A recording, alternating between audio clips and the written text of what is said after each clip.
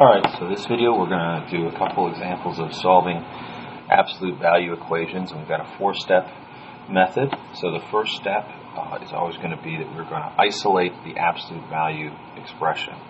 So to do that, in this case, we'll get rid of 17, so we'll subtract 17 from both sides. Gives us absolute value y minus 1 equals 6. Alright, and then we will...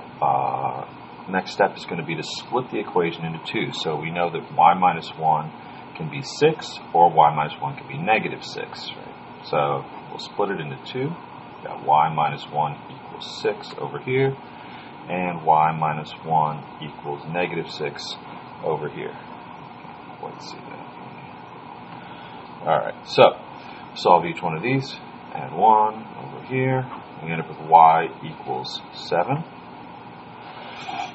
Alright, and over here, also add 1, we end up with y equals negative 5. So we have two solutions, y equals 7, y equals negative 5. Now we'll just check both of them to make sure they work, so we go plug that back in to our initial equation. So 7 minus 1 plus 17 is supposed to be 23, so absolute value, 7 minus 1 is 6. We get 6 plus 17 equals 23, and yep, that's true. Over here, we'll plug negative 5 into our initial equation, so we get negative 5, absolute value negative 5 minus 1 plus 17 equals 23. So that gives us absolute value negative 6 plus 17 equals 23. Absolute value of 17, or of negative 6 is 6. So 6 plus 17 is 23, and good. So both of those work. We've got two solutions. Our solution, we can write this as our solution set, is going to be 7 and negative 5. Those are some pretty bad set. Great, not great brackets, but alright, let's try this one. So first step is isolate the absolute value expression. So this is 3 times the absolute value of m plus 8 equals 39. So we'll get rid of the 3 first by dividing. Just like if we had 3 times a variable equals something, we divide by 3. That gives us absolute value m plus 8 equals 13. Alright, now we have our absolute value expression isolated, so we'll split this into two equations.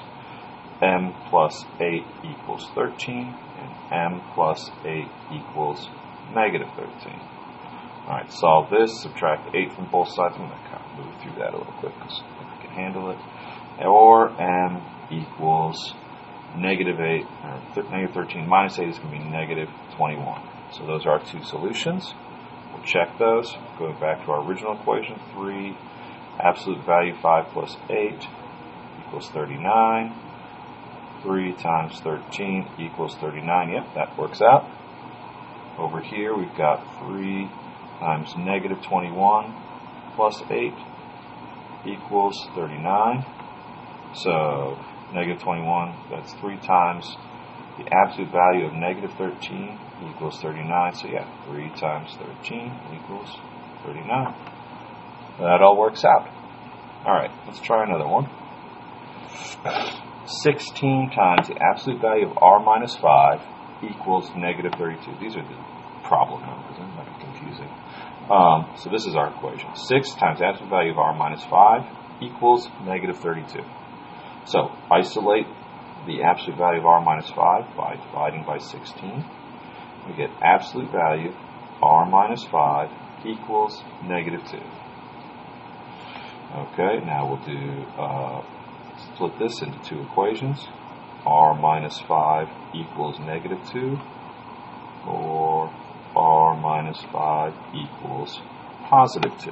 Okay, so now we're going to do the negative and the positive, right?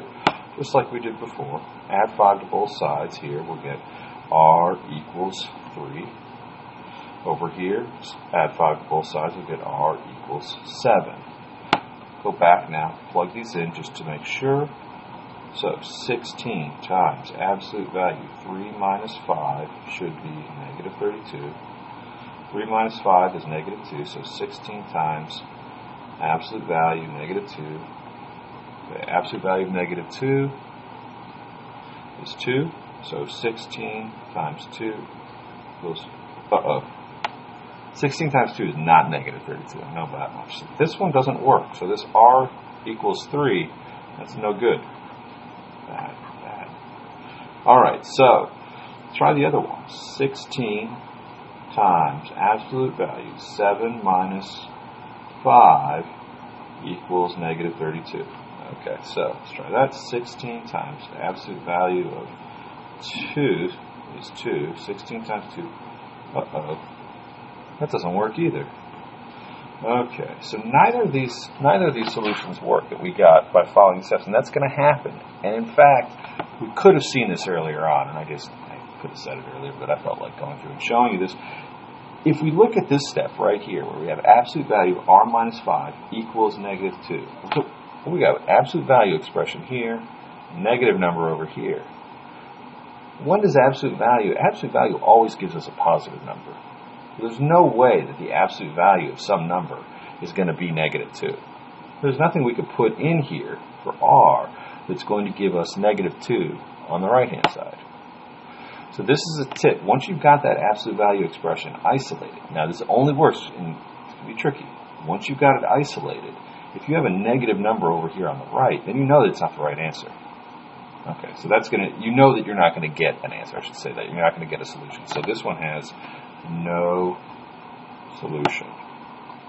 So, spelling solution, that's tricky. Okay, let's ignore that. All right, let's move on to this last one. Now, you might look at this and say, oh, look, well, you got a negative number over here, so this is not going to have any solution. Not so. Not so fast. First, we have to isolate. It's only once we've isolated the absolute value expression that we can determine whether or not it's going to have any solutions. So let's do this. We have to isolate it, so we're going to multiply both sides by negative 2 to get rid of that negative 2 there. These will cancel. We'll end up with y minus, absolute value y minus 10 equals negative 6 times negative 2 is positive 12. So this is more likely. This is not going to run into the same kind of problem here. Okay, now we'll separate these. Y minus 10 equals 12, or y minus 10 equals negative 12. Over here, we'll get y equals 22. Over here, we'll get y equals negative 2, right? We're going to add 10 to both sides. Check both those answers. So, absolute value, 22 minus 10, divided by negative 2 equals negative 6. 22 minus 10 is 12. So 12 divided by negative 2, yeah, that's negative 6. Over here, absolute value negative 2 minus 10 over negative 2 equals negative 6. So negative 12, but the absolute value of negative 12 is positive 12, so we get 12 over negative 2 is negative 6. So again, our solution set is going to be 22 and negative 2. Alright, so those are some examples of solving absolute value equations.